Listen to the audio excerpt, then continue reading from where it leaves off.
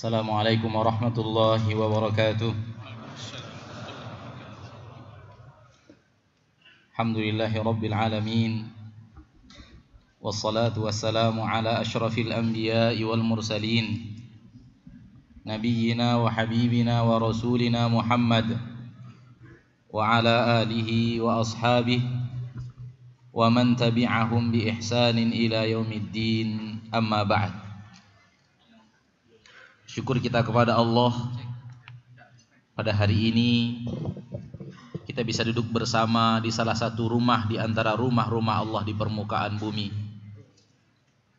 untuk sesuatu yang paling penting dalam agama kita, yaitu memahami apa itu la ilaha illallah, memahami apa itu tauhid. Telah kita dengarkan tadi uraian dari Ustadz kita Al-Fadil, jazahullahu khairan,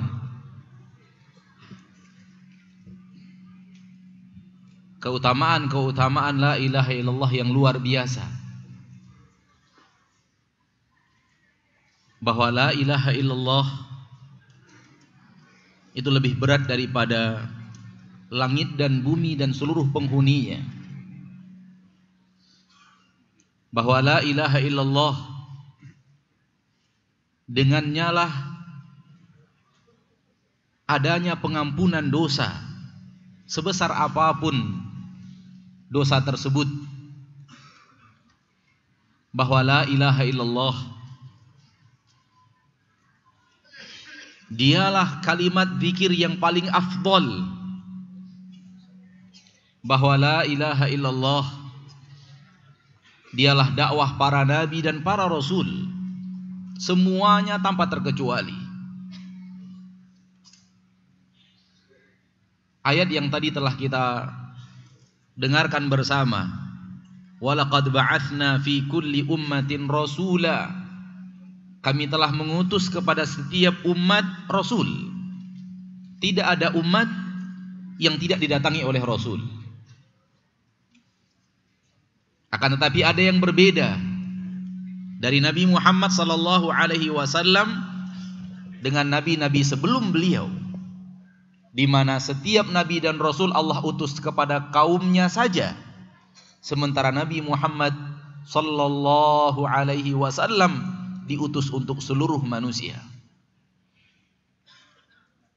Akan tetapi catatan yang paling penting adalah semua nabi dan rasul itu mengajak kepada la ilaha illallah.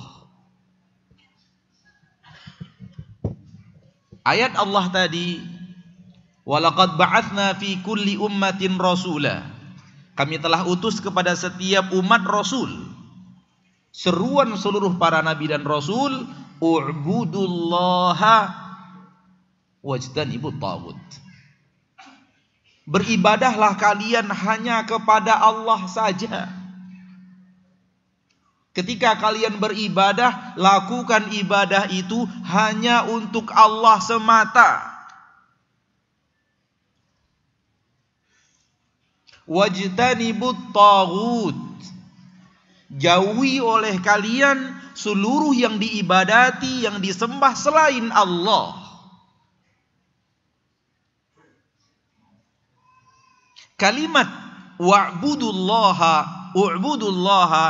wajtanibut taghut, itulah makna la ilaha illallah. Itulah dia makna la ilaha illallah. Dengan redaksi yang berbeda, akan tetapi satu tujuan makna yang tidak ada beda sedikit pun antara yang dituju oleh Allah di dalam surat An-Nahl ayat 36 itu dengan la ilaha illallah.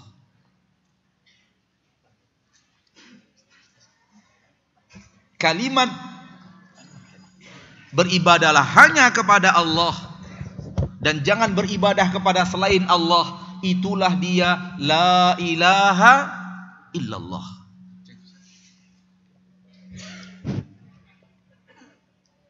Ketika kita mengatakan la ilaha, itu artinya seluruh yang diibadati selain Allah habis. Kita berdoa hanya kepada Allah. Kita meminta rezeki hanya kepada Allah. Ada mudarat yang datang, kita minta agar diangkat mudarat itu hanya kepada Allah.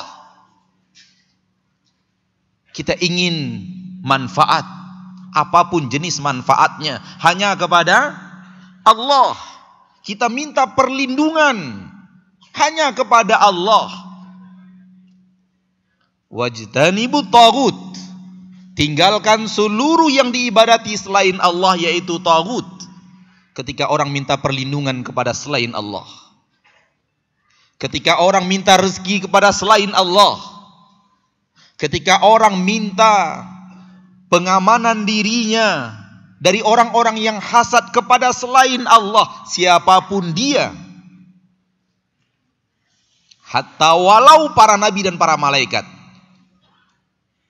kalau mereka dimintai hal-hal yang seperti itu, maka orang yang memintanya telah menjadikan nabi dan rasul itu sebagai taghut.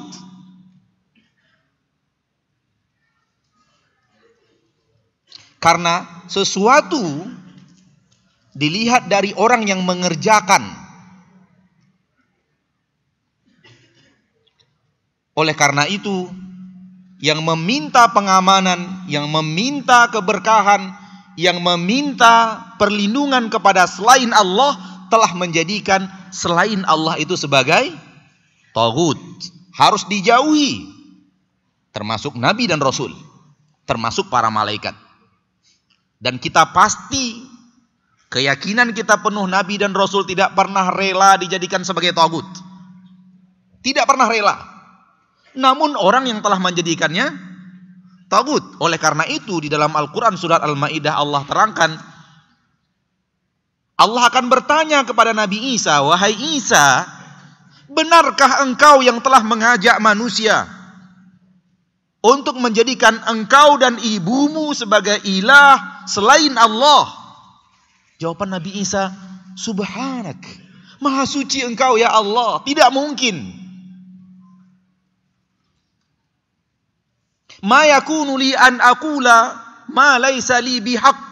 Aku tidak berhak mengatakan sesuatu yang kau tidak izinkan aku untuk mengucapkannya. Itu bukan hak diriku, hak engkau satu-satunya ya Rabb.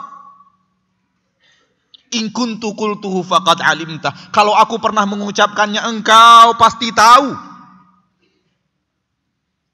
Ta'lamu ma fi nafsi wala a'lamu ma fi nafsik innaka anta 'allamul ghuyub. Engkau mengetahui seluruh yang ada di dalam diriku, sementara aku tidak bisa mengetahui seluruh dirimu. Engkau yang mengetahui seluruh yang gaib, wahai Allah. Nabi Isa tidak rela. Akan tetapi orang yang telah menjadikannya sebagai sesembahan selain Allah, tempat mereka meminta, tempat mereka bermunajat, tempat mereka mohon perlindungan, mencari keberkahan. Inilah dia la ilaha illallah. Dan keutamaan-keutamaannya tadi telah dibahas oleh Ustadz Firanda hafizahullah li jami'i ummati Muhammadin sallallahu alaihi wasallam. Ma'asyiral muslimin, ma'asyiral muslimat, masuk kita kepada bab berikutnya, yaitu bab man haqqaqa tauhid dakhalal jannata bighairi hisab. Kalau sudah kita tahu itulah dia tauhid.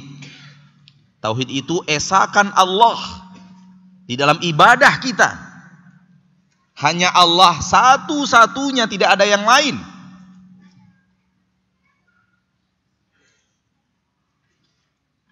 Kalau kita sudah tahu itu la ilaha illallah adalah tauhid, mengesakan Allah, maka bab ini adalah bercerita tentang orang-orang yang di dalam hidupnya benar-benar telah menjalankan tauhid itu la ilaha illallah dengan seluruh kandungannya. Apa yang akan dia dapatkan? Man haqqaqa tauhid dakhalal jannata bighairi hisab.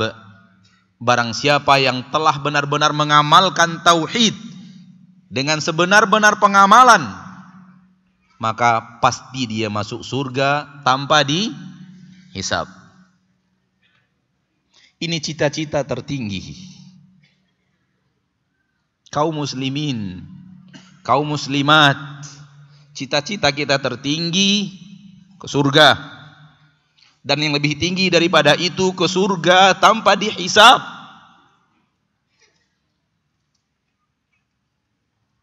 Dan itu hanya untuk orang-orang yang hidup di permukaan bumi, benar-benar memegang kalimat la ilaha illallah. Yang benar-benar peribadatannya hanya kepada Allah saja. Dan benar-benar menjauhkan penghambaan dirinya kepada selain Allah. Orang yang masuk surga tanpa dihisab, itu otomatis tanpa diazab. Otomatis. Jangankan diazab, dihisab saja tidak. Karena akan ada orang yang dihisab dan tidak diazab. Sebagaimana ada orang yang akan dihisab dan diazab. Namun kalau orang sudah tidak dihisab, itu otomatis tidak akan diazab. Dan akan dibawakan oleh pengarang kitab hadis yang berhubungan langsung dengan itu, dan ada kalimat nas tegas dari Nabi, tanpa dihisab dan tanpa diazab. Seolah-olah pengarang di dalam bab ini ingin mengatakan hisab jauh lebih detail daripada azab. Baik. Ayat yang pertama dibawakan dalam surat An-Nahl ayat 120. Pujian Allah kepada Nabi Ibrahim.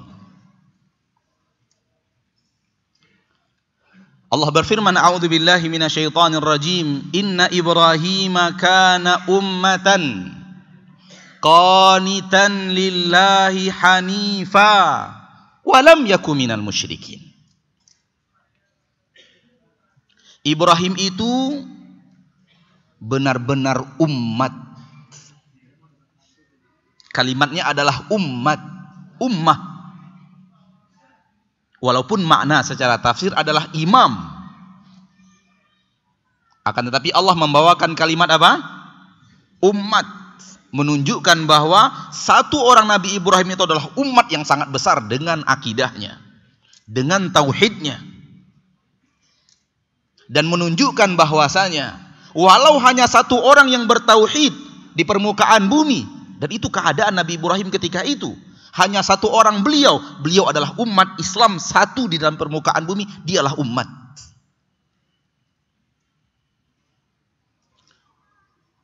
Qanitan lillah. Qanitan lillah adalah orang yang sangat selalu patuh dan taat kepada Allah. Hanifan, orang yang hanif. Hanif itu maksudnya adalah selalu mengarah kepada Allah dan selalu lari dari selain Allah. Selalu mengarah kepada Allah dan selalu lari dari selain Allah. Walam yakum minal musyrikin. Dan Ibrahim alaihissalam, kata Allah, tidak pernah melakukan syirik. Ini 4 pujian bertubi-tubi kepada seorang Nabi Ibrahim, dan beliau adalah imamul muwahhidin, imamnya orang-orang yang bertauhid kepada Allah. Dan lebih daripada beliau adalah Nabi kita Muhammad sallallahu alaihi wasallam. Kalau ada pujian kepada Nabi Muhammad, kepada Nabi Ibrahim, Nabi Muhammad lebih daripada itu. Bersyukur kita menjadi umat Nabi Muhammad sallallahu alaihi wasallam. Nabi kita, nabi terbaik. Nabi mengatakan, suatu saat Ibrahim akan butuh kepada saya.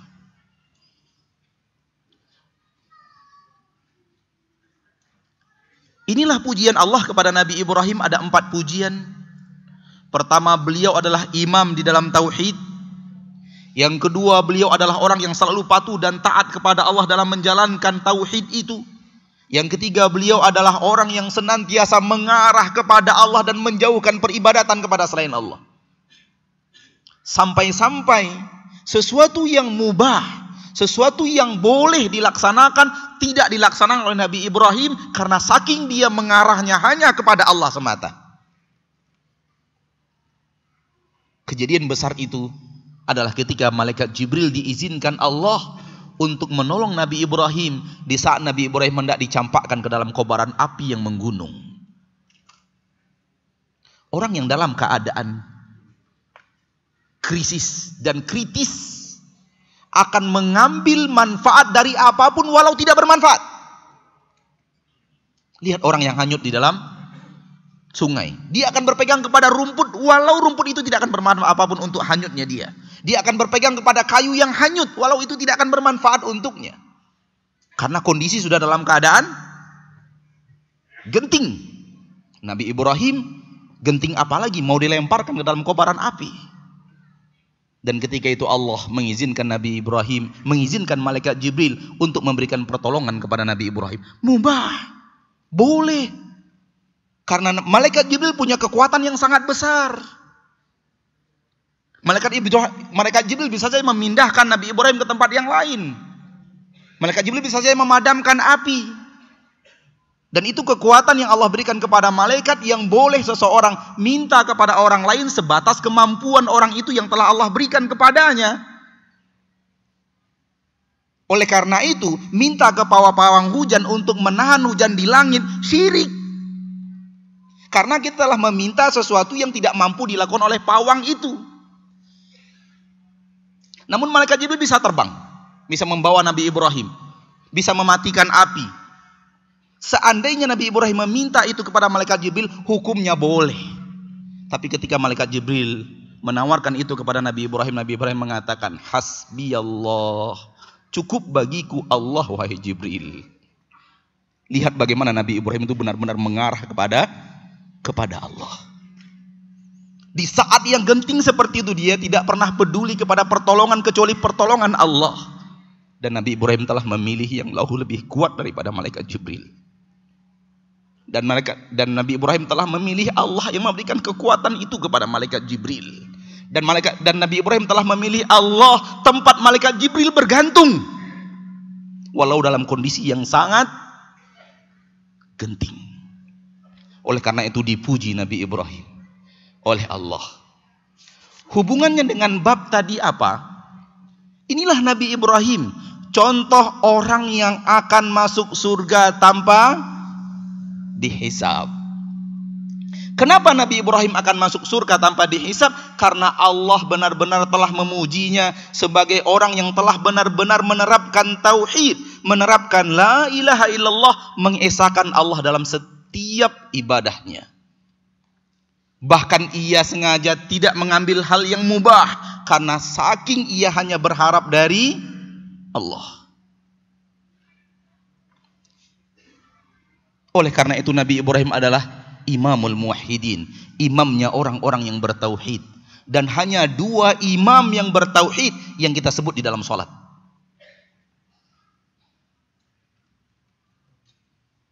Nabi Muhammad sallallahu alaihi wasallam dan Nabi Ibrahim.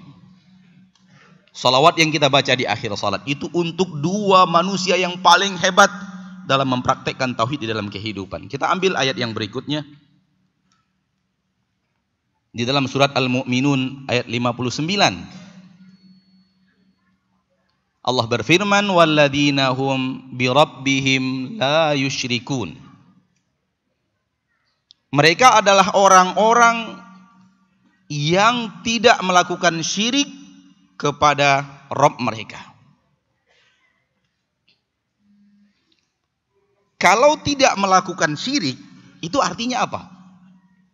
Benar-benar mengamalkan tauhid, benar-benar mengesahkan Allah, benar-benar menjadikan Allah satu-satunya yang ia ibadati, sehingga tidak masuk ke dalam kesyirikan. Tadi sudah dibahas masalah ini, tidak melakukan syirik. Yang tadi Nabi. Boleh jadi orang mengatakan yang bisa berbuat tahqiqut tauhid, benar-benar mengamalkan tauhid sebenar-benarnya hanya Nabi saja. Maka didatangkan ayat yang seperti ini. Karena ayat ini tidak berbicara Nabi. Ayat ini berbicara manusia yang bukan Nabi. Manakala kita lihat ayat sebelumnya, dari ayat ini terlihat Allah berbicara tentang orang-orang yang beriman, yang bukan para nabi dan para rasul. Yang Allah tabaraka wa ta'ala Rabbul Izzati wal Jalalah menjadikan mereka adalah orang-orang yang benar-benar Allah ridhoi dan Allah cintai amalannya. Dan Allah puji mereka. Innal ladzina hum min khasyati rabbihim musyfiqun wal ladzina hum bi ayati rabbihim yu'minun wal ladzina hum bi rabbihim la yusyrikun. Di dalam surat Al-Mu'minun, ayat ini tidak berbicara nabi dan rasul, akan berbicara orang-orang yang beriman, yang senantiasa takut kepada Allah, yang senantiasa beribadah kepada Allah dan beriman kepada ayat-ayat Allah, dan senantiasa tidak berbuat syirik kepada Allah. Pertanda bahwa tidak hanya para nabi dan para rasul yang bisa mendapatkan izin untuk masuk surga tanpa dihisab. Dalam bahasa lain, kalau kita praktekkan dalam keadaan kita sekarang ini punya kesempatan untuk itu. Punya kesempatan untuk menjadi orang yang masuk surga tanpa dihisab dan tanpa diazab. Tinggal bagaimana kita benar-benar mengamalkan la ilaha illallah itu di dalam kehidupan kita. Benar-benar setiap akan beribadah, di pelupuk mata kita itu la ilaha illallah, tidak ada yang saya ibadati kecuali Allah.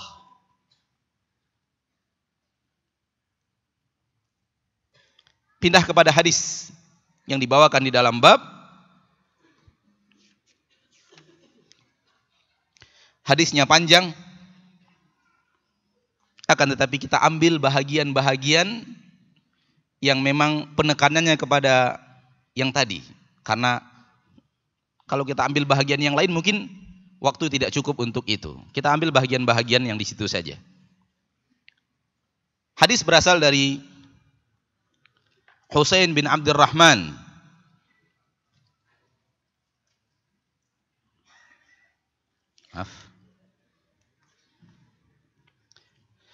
Ia berkata, saya bersama Sa'id bin Jubair.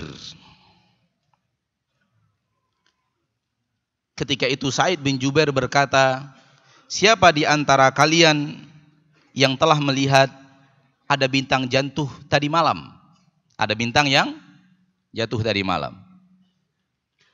Berkata Husain bin Abdurrahman, saya. Kemudian dia berkata, amma inni lam akun fi shalah. Namun ketika saya melihat bintang itu, saya bukan sedang sholat. Ini tawaduknya dan inginnya orang-orang terdahulu menyembunyikan amalannya dan tidak ingin dipuji. Dan takut kalau orang memujinya padahal dia tidak seperti itu. Kan bisa saja, kalau malam Anda lihat orang menyangka dia sedang sholat. Artinya orang yang menghidupkan malam dengan ketaatan, tapi sengaja dia katakan saya tidak sholat ketika itu, menyembunyikan amal saleh dan tidak ingin dipuji dengan sesuatu yang bukan ia kerjakan. Walakinni ludightu, akan tetapi malam itu saya disengat oleh kalajengking. Orang yang disengat kalajengking tentu tidak tidur. Qal, berkata Sa'id bin Jubair, fama sana'ta?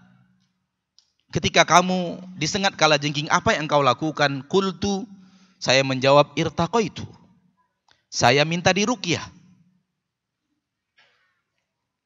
Qal, berkata Sa'id bin Jubair, fama hamalaka ala dhalik? Apa yang membawamu melakukan itu? Apa yang membuatmu melakukan itu? Engkau disengat kalajengking, tapi engkau minta diruqyah, dibacakan ayat-ayat Allah kepadamu. Ia menjawab, hadithun haddatsanahu Sya'bi. Ini saya lakukan karena sebuah hadis yang pernah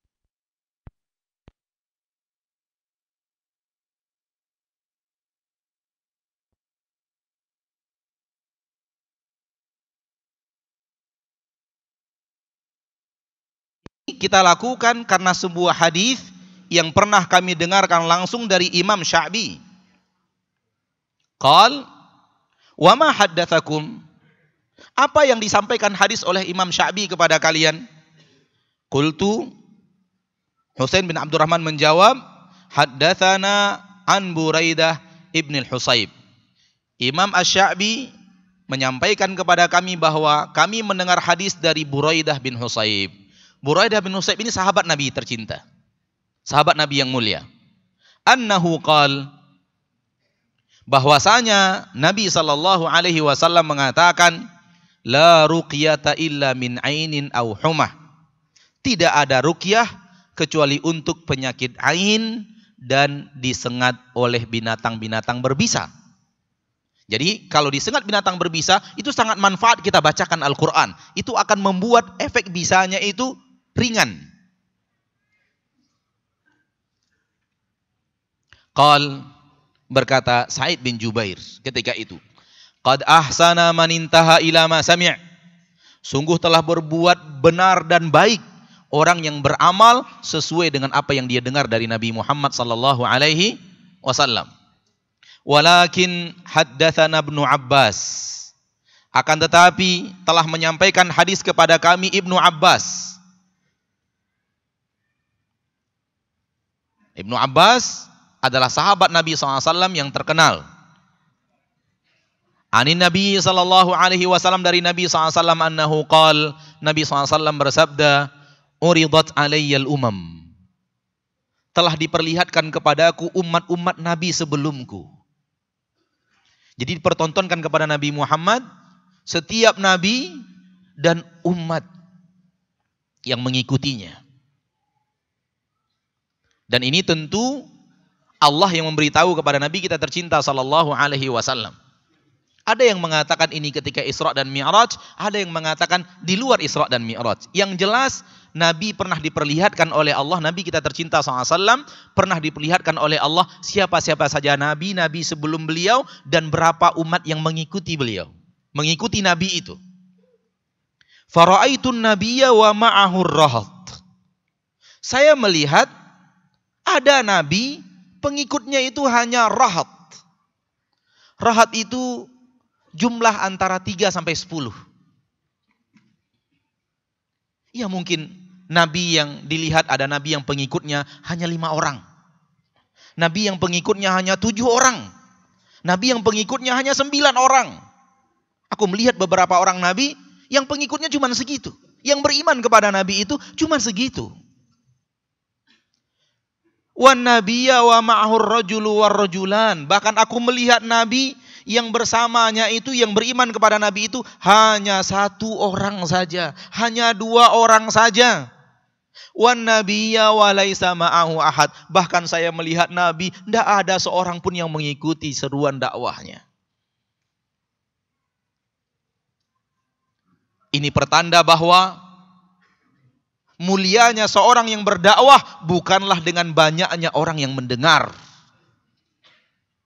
Karena tidak ada orang yang lebih mulia berdakwah di zaman sekarang ini daripada nabi-nabi yang ada sebelumnya. Walau tidak punya pengikut, Nabi itu pasti lebih mulia di sisi Allah. Di dalam agama Islam bukan jumlah yang dipentingkan, akan tapi jumlah itu nomor 2 setelah kualitas.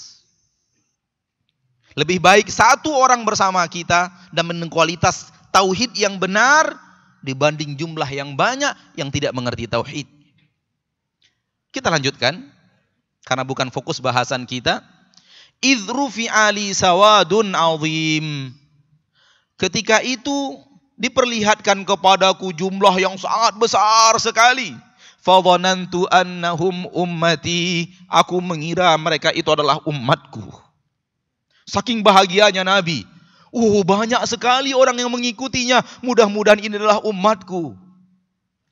Lihat dari awalnya hanya 7 orang, hanya 9 orang, 1 orang, 2 orang, nggak punya siapa-siapa pengikut. Ternyata setelah itu dilihatkan pengikut yang sangat banyak. Nabi langsung ingat umatnya, ingat kita. Aku mengira itu adalah umatku. Saking bahagianya Nabi dan berharap umatnya begitu banyak yang mengikuti beliau. Ini cinta Nabi yang luar biasa kepada umatnya. Sallallahu alaihi wasallam. Faqila li, lalu dikatakan kepadaku, hadza Musa wa qaumuh. Ini adalah Musa dan kaumnya, bukan umatmu. Ternyata umat Nabi Musa, berarti umat Nabi Musa banyak.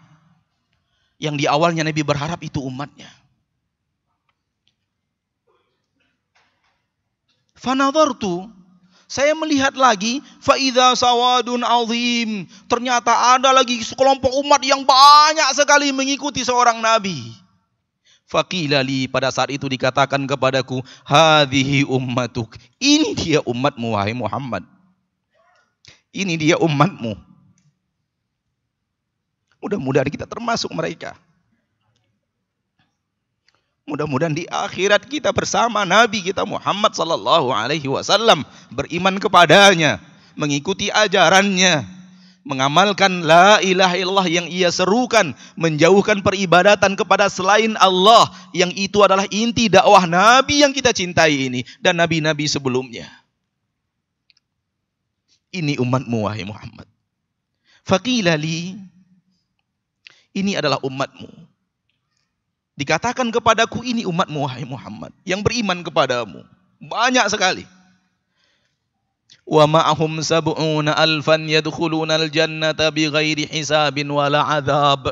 Bersama mereka yang banyak ini wahai Muhammad, ada 70.000 orang yang masuk surga tanpa dihisab dan tanpa diazab. Tadi yang kita bahas di dalam awal bab. Kalau sudah tidak dihisab, pasti tidak diazab. Ada 70.000 orang yang akan masuk surga tanpa dihisab dan tanpa diazab. Siapa mereka? Bukan Nabi dan bukan Rasul, umat Nabi Muhammad. Kita punya kesempatan ma'asyiral muslimin untuk masuk ke dalam 70.000 ini. Bahkan di dalam hadis yang lain dikatakan, dan hadis itu sanadnya sahih, bahwa saya minta tambah kepada Allah. Fastazattu Rabbi, aku minta tambahan kepada Rabbku. Diriwayatkan oleh Imam Ahmad dan Imam Baihaqi dari hadis Abu Hurairah. Fastazattu Rabbi, aku minta tambahkan kepada Rabbku. Jumlah yang 70.000 ini sudah banyak. Dibanding nabi-nabi yang tadi, lihat hanya 2 orang, 3 orang, 7 orang, 9 orang. Bersama Nabi Muhammad, umat yang sangat banyak, di antara mereka 70.000 orang masuk surga tanpa dihisab dan tanpa diazab. Nabi Muhammad SAW masih minta tambah. Tanda apa ini? Kecintaan beliau yang luar biasa kepada kita. Dan hausnya beliau umatnya menjadi umat yang mendapatkan kebaikan-kebaikan yang sangat banyak. Sudah diberikan 70.000, minta lagi. Tapi karena Nabi yang memintanya. Manusia yang paling dicintai Allah. Fazadani ma'akulli alfin sab'ina alfa. Dan Allah tabaraka wa ta'ala menambahkan kepadaku, setiap 1.000 orang, 70.000 lagi. Jadi 70.000 kali 70.000. Dan hadis ini sanadnya adalah sanad yang jayyid, sanad yang sahih, bisa dijadikan sebagai hujjah di dalam berargumentasi. Ma'asyiral muslimin, siapa orang-orang yang akan masuk surga tanpa dihisab dan tanpa diazab ini? Setelah menyampaikan itu, Nabi Muhammad masuk ke dalam rumah. Tsumma nahadha fa nadakhala manzilah. Nabi bangkit dan masuk rumahnya. Faqadan nasu fi ulaik. Sahabat-sahabat mulai berbincang-bincang. Siapa mereka 70.000 itu? Siapa mereka? Faqala ba'duhum fala'allahumul ladzina sahibu Rasulullah. Mungkin mereka adalah sahabat-sahabat Rasul saja. Karena mereka adalah orang yang sangat dekat dengan Rasulullah sallallahu alaihi wasallam, yang menemani perjuangan bersama Rasulullah SAW, menegakkan la ilaha illallah di permukaan bumi, berjihad bersama Rasulullah, mendapatkan penderitaan-penderitaan yang sangat dahsyat untuk membela Nabi Muhammad dan agama Allah di permukaan bumi. Mungkin mereka. Wa qala ba'duhum, sebahagian yang lain, fala'allahumul ladzina wulidu fil islami wa lam yusyriku billahi syai'a.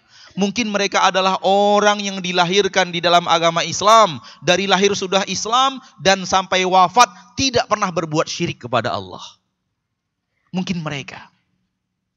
Artinya para sahabat Nabi SAW mengerti benar bahwa keutamaan besar ini untuk amalan yang besar.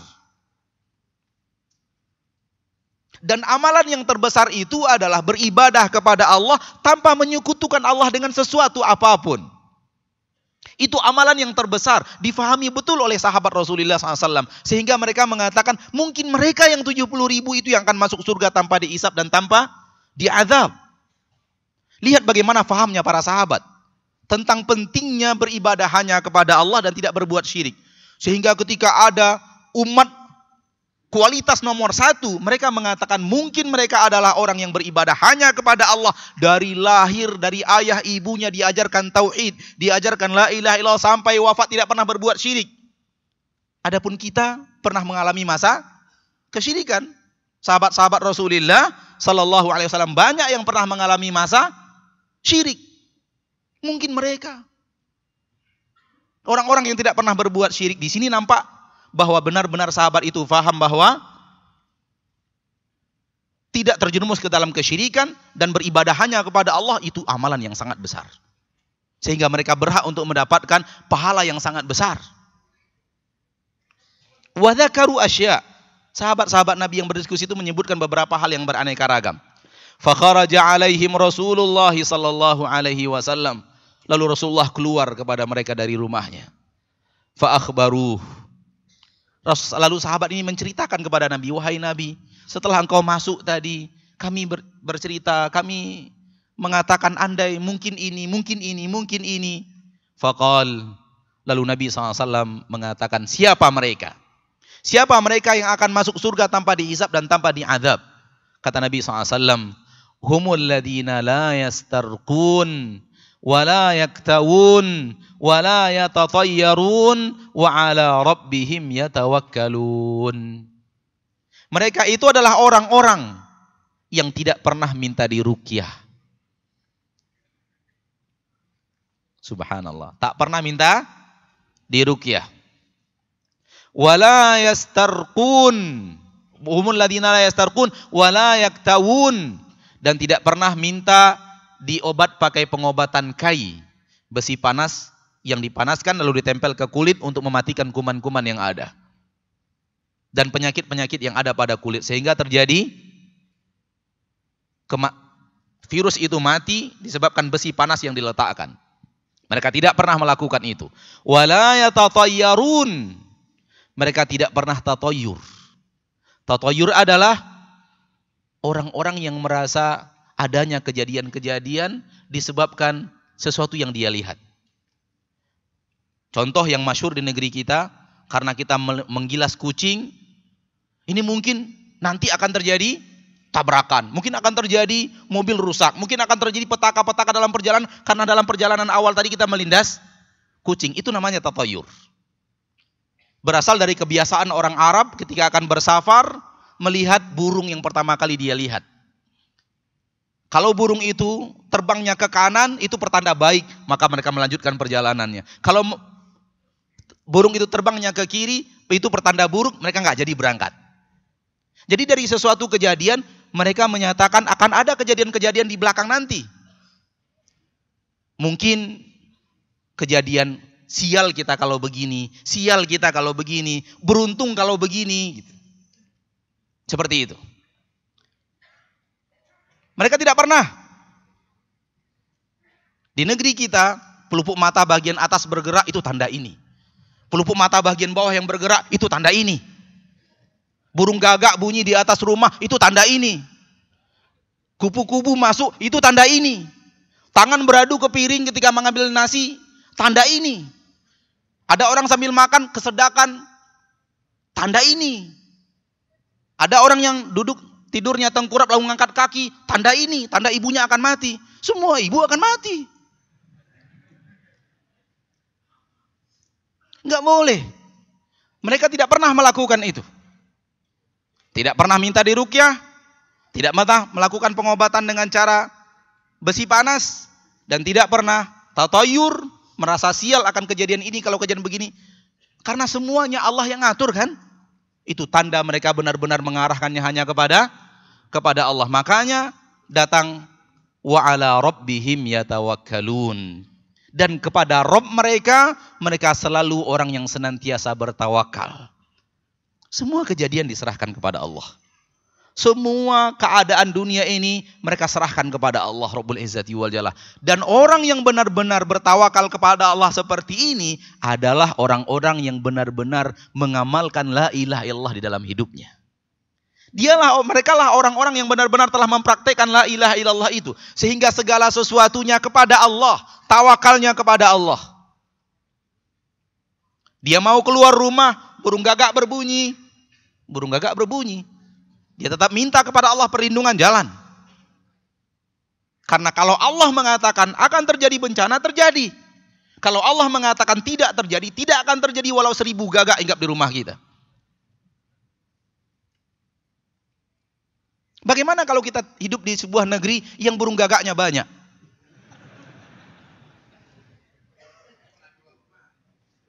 Dan subhanallah, orang yang pernah ke Singapura, banyak gagak di situ, Pak.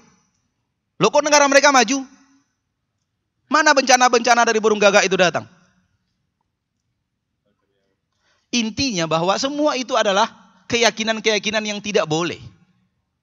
Tidak ada karena burung gagak lalu kemudian begini, karena ini lalu kemudian begini, karena kita melindas ini lalu kemudian begini, karena kita ngangkat kaki lalu kejadiannya begini. Nggak ada. Istrinya hamil, nggak boleh bunuh kalajengking. Nanti katanya anaknya kayak kalajengking sifatnya. Nggak boleh nyembelih ayam. Hal-hal yang seperti ini tidak dilakukan oleh mereka. Mereka berjalan dengan syariat. Yang Allah izinkan mereka lakukan. Dan yang paling besar dari apa yang Allah izinkan itu adalah qadha rabbuka alla ta'budu illa iyyah. Allah telah memutuskan jangan beribadah kecuali kepada Allah.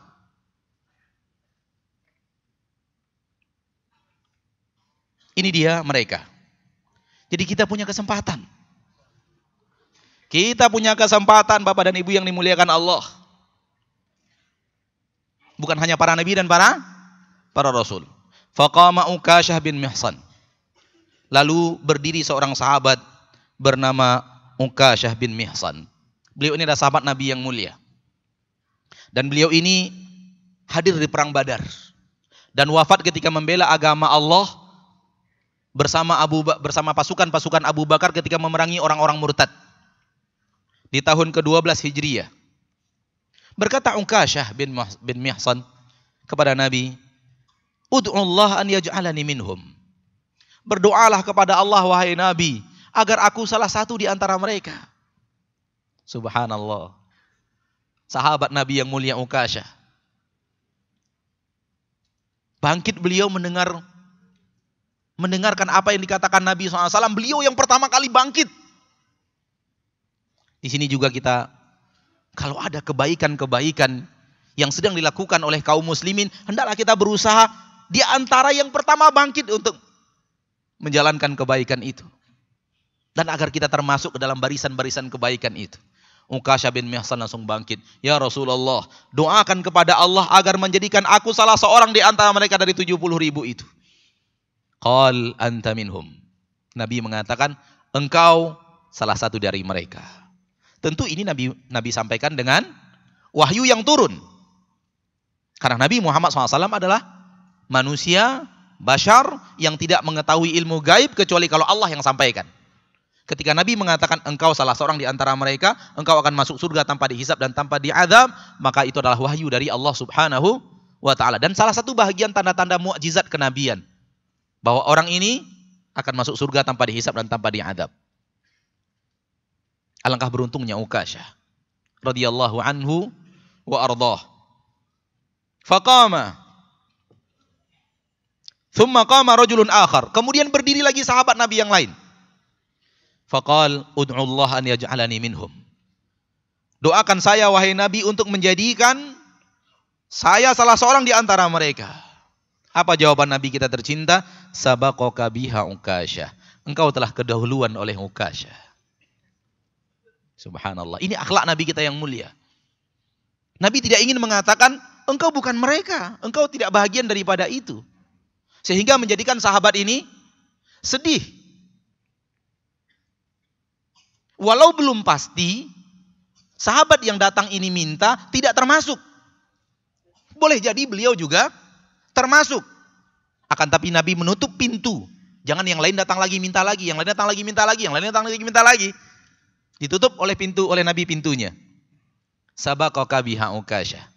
Engkau telah keduluan oleh Ukasyah. Sehingga beliau tidak sedih dan beliau tetap masih ada kesempatan untuk menjadi itu. Nabi tidak mengatakan engkau bukan bahagian daripada mereka. Enggak. Nabi hanya mengatakan sabaqaka biha Ukasyah. Engkau telah keduluan Ukasyah. Sehingga sahabat ini tidak merasa sedih karena telah keduluan permintaan oleh Ukasyah dan masih punya kesempatan untuk menjadi mereka dan membuka pintu kepada selain Ukasyah termasuk kita untuk menjadi mereka. Dan ini adalah akhlak Nabi kita tercinta sallallahu alaihi wasallam. Adapun faedah-faedah daripada bab ini bisa Bapak dan Ibu baca di dalam kitab, insyaallah tidak jauh daripada apa yang kita syarah. Kita pindah kepada bab berikutnya. Bab takut terhadap syirik. Ma'asyiral muslimin, kalau tahu kita bahwa pengampunan dosa di akhirat bergantung kepada la ilaha illallah yang kita bawa. Kalau tahu kita bahwa surga bergantung kepada la ilaha illallah yang kita bawa kepada Allah. Kalau tahu kita bahwa sesungguhnya kesempatan untuk menjadi manusia-manusia mulia di akhirat, mendapatkan cita-cita tertinggi adalah dengan la ilaha illallah yang kita praktekkan. Satu hal yang harus terjadi pada diri kita, takutnya kita kepada hal yang membatalkan la ilaha illallah ini. Takutnya kita kepada hal yang membatalkan la ilaha illallah kita. Dan yang membatalkan la ilaha illallah bagi orang yang telah masuk ke dalam dunia la ilaha illallah, bagi orang yang telah masuk ke dalam koridor la ilaha illallah, kalau dia masuk ke dalam perbuatan syirik, batal la ilaha illallahnya. Karena la ilaha illallah, seperti bahasan yang sangat panjang tadi oleh Ustadz kita, Ustadz Firanda, la ilaha illallah hanya kepada Allah. Jangan kepada selain Allah. Ketika seorang melakukan kepada selain Allah, berarti la ilaha illallahnya ternodai. Berarti la ilaha illallahnya dia hancurkan.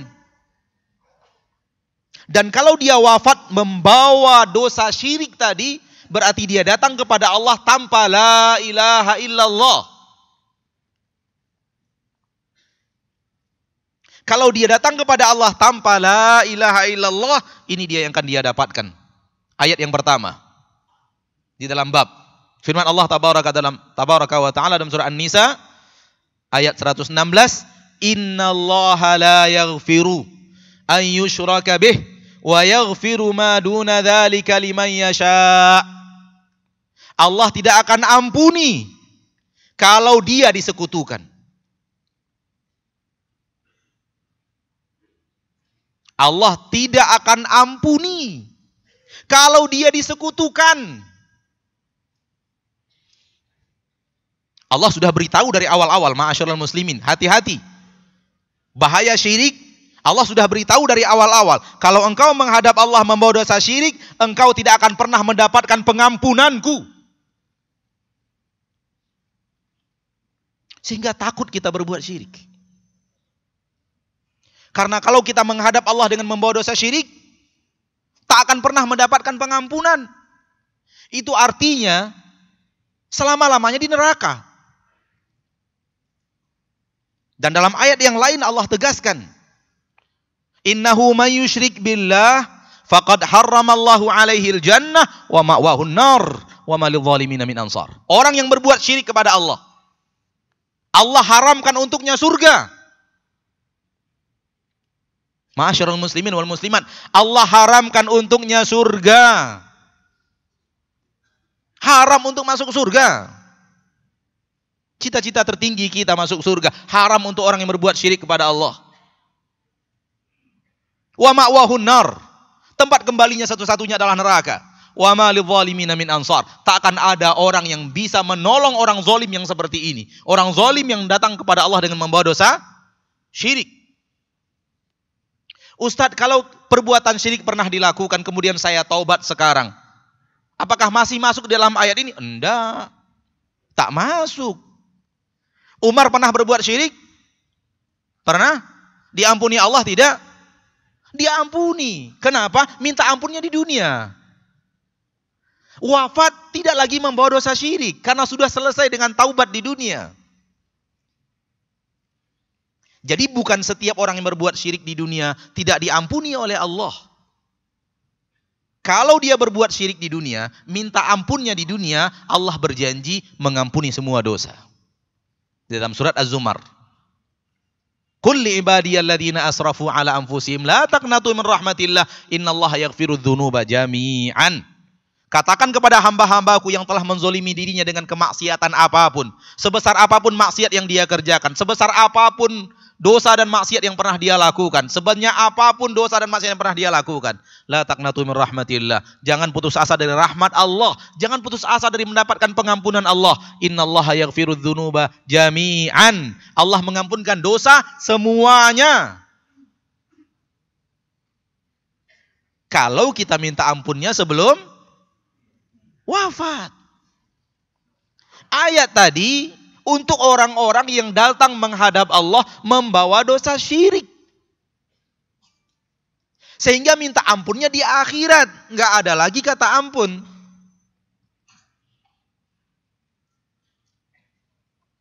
Buktinya para sahabat ridwanullahi alaihim ajma'in, banyak yang pernah terjerumus ke dalam kesyirikan, ketika taubat malah menjadi penduduk surga. Dapat kabar ke surga ketika masih di dunia. Itu artinya kalau tobat di dunia masih Allah ampuni. Ini masalahnya adalah membawa dosa syirik masuk ke dalam akhirat. Wafat tanpa pernah taubat daripada kesyirikan yang pernah dia lakukan.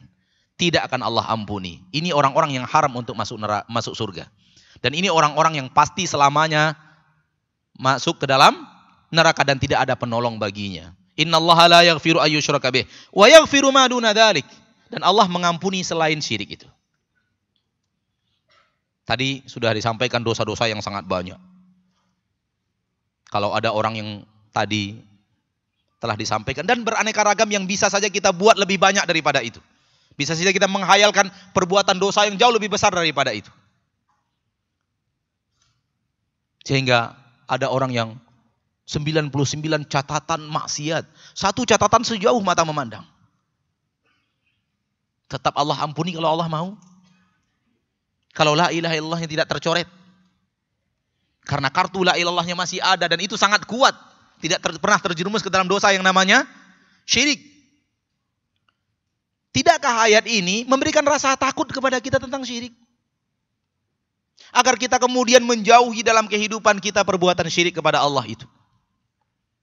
Ini yang pertama. Ayat yang kedua di dalam surat Ibrahim ayat 35. Wa junubni wa baniya an na'budal asnam. Ini doa Nabi Ibrahim. Kembali Nabi Ibrahim. Doa Nabi Ibrahim kepada Allah di antara doa Nabi Ibrahim yang Allah kekalkan di dalam Al-Qur'an menjadi pelajaran bagi seluruh orang-orang yang setelah beliau, termasuk kita umat Nabi Muhammad. Doa Nabi Ibrahim itu, wajnubni wa baniya an na'budal asnam. Wahai Rabbku, jauhkan aku, jauhkan anak keturunanku daripada mengibadati berhala-berhala selain Allah itu. Subhanallah. Takutnya Nabi Ibrahim terjerumus ke dalam syirik. Orang semakin tahu apa itu la ilaha illallah, apa itu tauhid, semakin takut masuk ke dalam hal yang membatalkan tauhid. Oleh karena itu rasa takut Nabi Ibrahim untuk terjerumus ke dalam hal yang membatalkan syirik jauh lebih besar daripada kita. Walaupun sebenarnya yang lebih butuh itu adalah kita.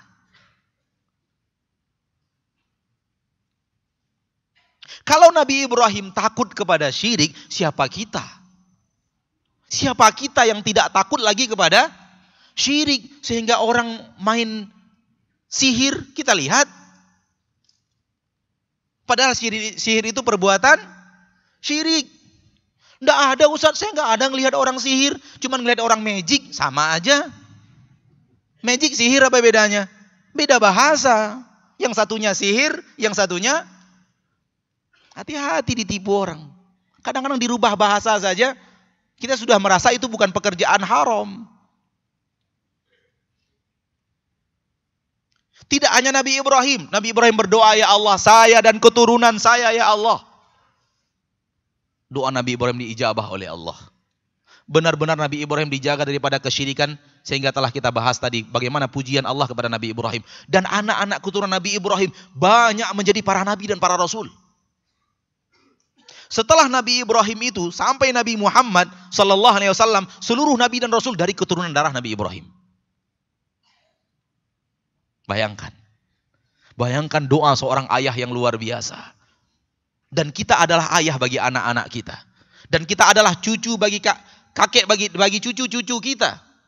Dan doa Nabi Ibrahim ini tidak berhenti kepada anak-anaknya. Karena Nabi Ibrahim mengatakan, wa baniya, keturunanku. Maka doakan juga cucu kita. Doakan anak dari cucu kita. Doakan kepada Allah keturunan kita untuk menjadi orang-orang yang bertauhid. Yang hanya menghadap kepada Allah dalam seluruh peribadatannya. Dan tidak pernah hatinya mengarah kepada selain Allah ketika akan beribadah. Ketika akan menyembelih, ketika akan berdoa, ketika minta pertolongan, ketika minta perlindungan, ketika minta manfaat, ketika ingin mendapatkan sesuatu, ingin jauh dari sesuatu, semuanya hanya kepada Allah Tabaraka wa Ta'ala.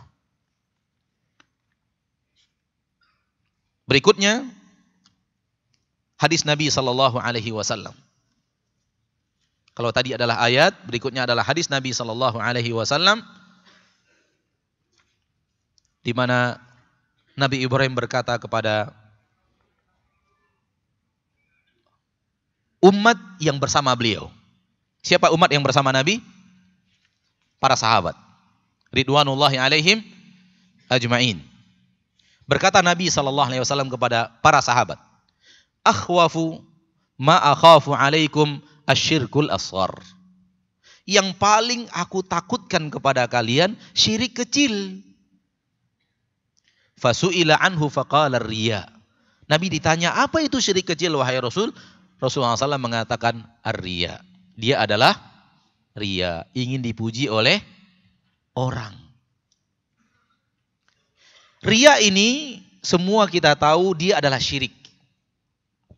Namun tidak syirik besar. Namun tidak syirik besar. Syirik terbagi dua. Ada yang syirik besar, ini yang tidak Allah ampuni untuk selama-lamanya. Dan ada syirik kecil yaitu riya, itu hanya menghapuskan pahala dari amalan yang ada riyanya. Tidak mengganggu kepada amalan-amalan yang lain. Nabi berkata kepada para sahabatnya. Dan siapa sahabat-sahabatnya? Orang-orang yang sempurna di dalam tauhid. Nabi mengatakan, yang paling aku takutkan lagi kepada kalian ini adalah syirik itu. Syirik kecil itu. Syirik yang namanya riya.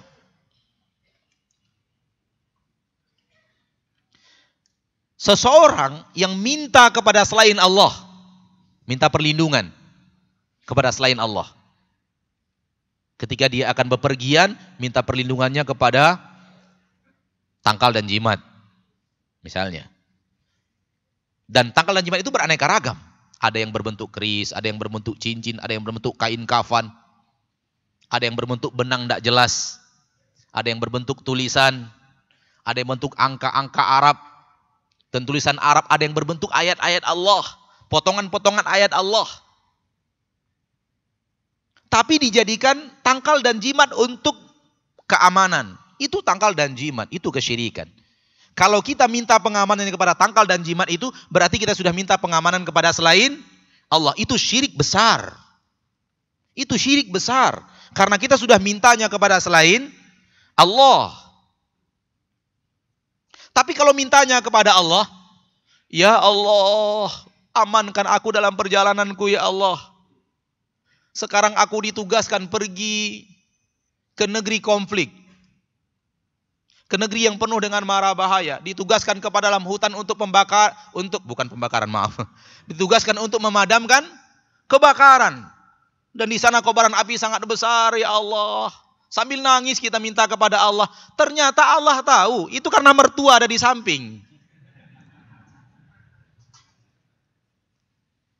Sehingga permintaan kita itu sepertinya luar biasa gitu. Namun di sini mintanya kepada siapa? Allah. Belum terjadi syirik besar. Karena dia belum meminta kepada selain Allah. Namun di dalam permintaannya kepada selain Allah, ada harapan untuk dipuji orang. Ini syirik kecil.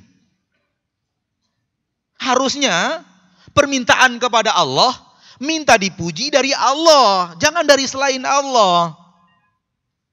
Itu dia. Sehingga syirik kecil ini, riya ini, bukan syirik besar, bukan permintaan kepada selain Allah. Namun ada penyekutuan. Allah nggak mau disekutukan. Allah tidak mau disekutukan. Allah ingin kepada dia satu-satunya, itu dia la ilaha illallah. Sehingga la ilaha illallah itu sedemikian bersinarnya dan berbinarnya manakala lepas daripada syirik besar dan syirik kecil. Ketika wafat. Garisnya ketika wafat Bapak dan Ibu dimuliakan Allah. Penting di sini garis bawahi. Berbinar la ilaha illallah dan menjadi la ilaha illallah yang sempurna penilaiannya ketika wafat. Karena kalau dinilai dari awal, siapa sih yang tidak terjerumus ke dalam perbuatan maksiat? Dan siapa sih yang tidak terjerumus ke dalam perbuatan riya? Namun itu bisa dihapus dengan taubat kepada Allah. Penilaian ada pada saat terakhir kita menghembuskan nafas kita di permukaan bumi. Semoga Allah berikan kepada kita husnul khatimah. Namun dia termasuk syirik.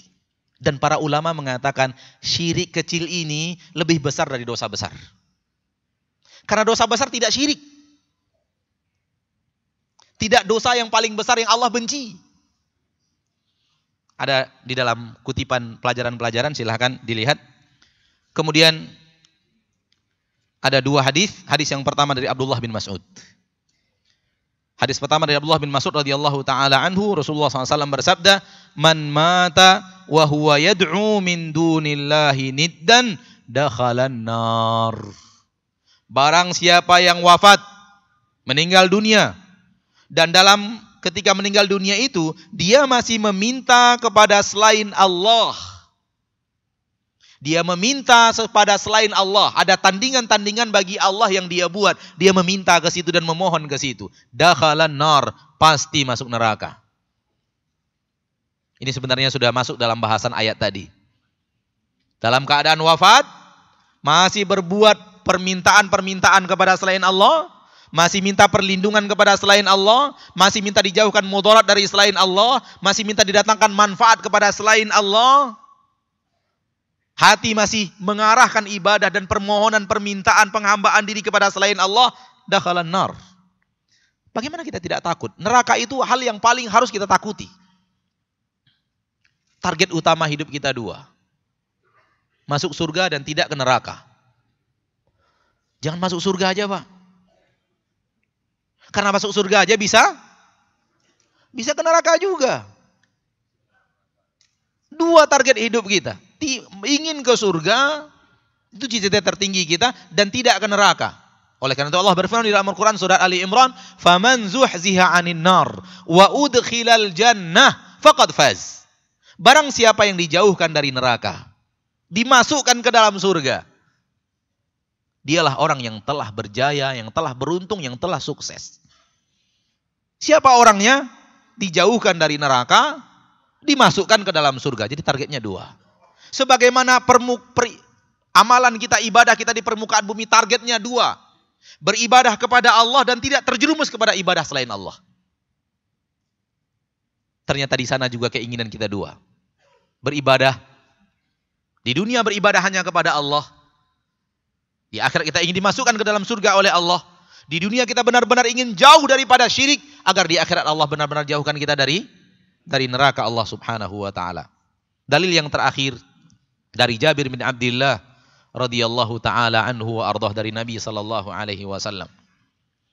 Nabi mengatakan sallallahu alaihi wasallam, "Man laqiyallaha la yusyriku bihi syai'a dakhalal jannah, wa man laqiyahu yusyriku bihi syai'a dakhalan nar."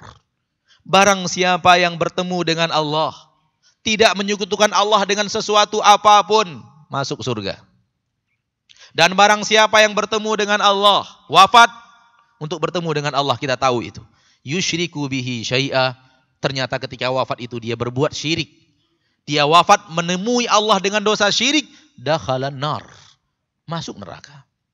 Dan masuk nerakanya tidak tanggung-tanggung, khalidina fiha abada, bagi orang yang terjerumus ke dalam dosa syirik.